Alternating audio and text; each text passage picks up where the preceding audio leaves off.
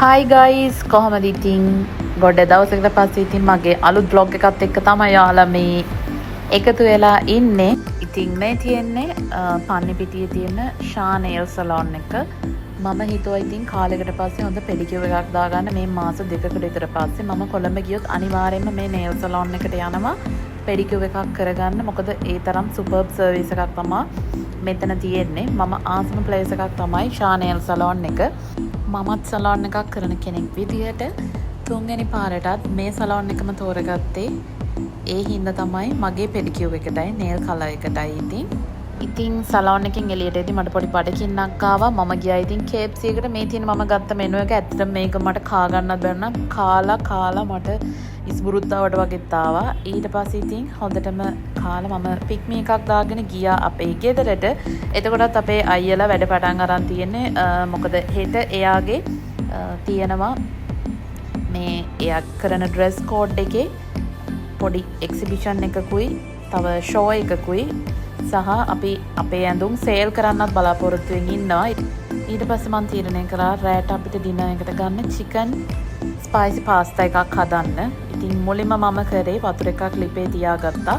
ඊට පස්සේ ඒකට පොල් තෙල් පොඩ්ඩක් දාගත්තා. මොකද එතකොට අපේ පාස්තා එක තැම්බෙනකොට පාස්තා එක අර එකට ඇලෙන්නේ නැහැ. හොඳට වෙන් විදියට ගානට ඒක තැම්බිලා තියෙන හින්දා ඊට පස්සේ ඉතින් මම තක්කාලි ලූණු මේක ගානිෂ් කරගන්න අවශ්‍ය දේවල් සේරම ලෑස්ති කරලා කපලා කරලා ඉතින් ඔන්න ඒ ඇස්සේ මල්ලි ලැබිලා පොඩි විහිළුත් කරනවා. ඉතින් දන්නේ දිතු උයනකොට කට්ටිය ඔහම තමයි.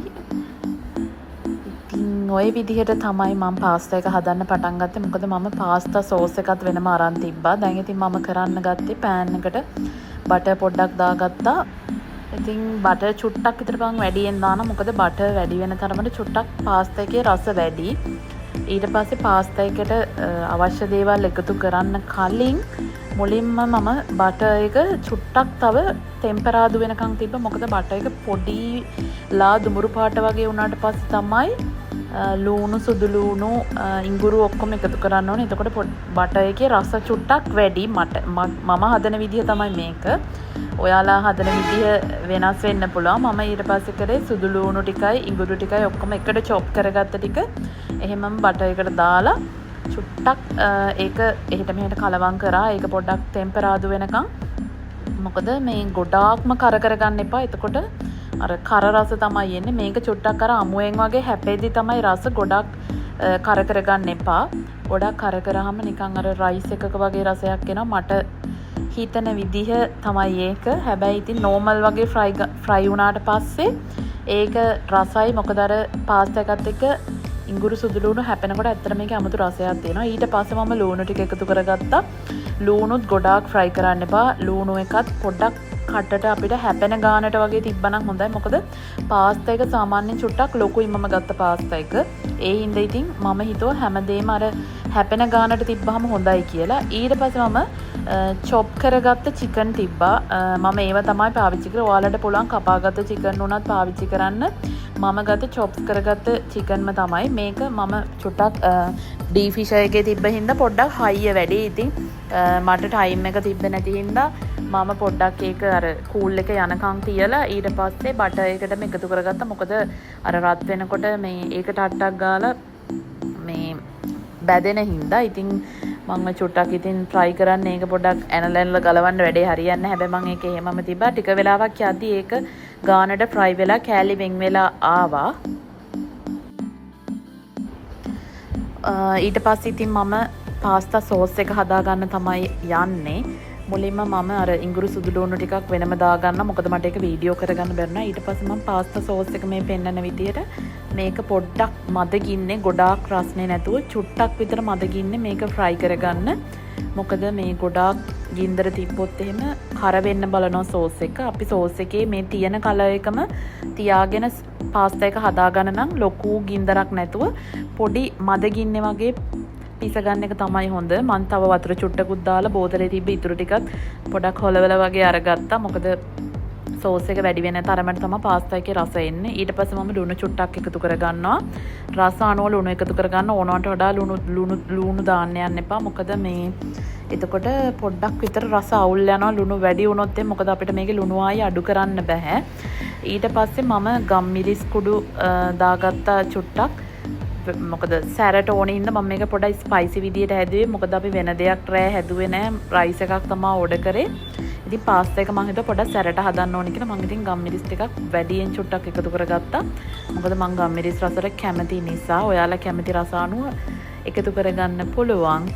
ඊට පස්සේ ඉතින් සෝස් එක චුට්ටක් ෆ්‍රයි වෙන්න මම තිබ්බ චුට්ටක් කලවම් කරලා ඊට පස්සේ ඔයාලා ගාව තියෙනවා නම් පීසා සීසනින් එකයි තව පුළුවන් ඔයාලට එකතු කරගන්න ඔරිගානෝ ටිකක් එකතු කරගන්න බලන්න. එතකොට මේක සුවඳයි. මේ හොඳ සුවඳක් එනවා.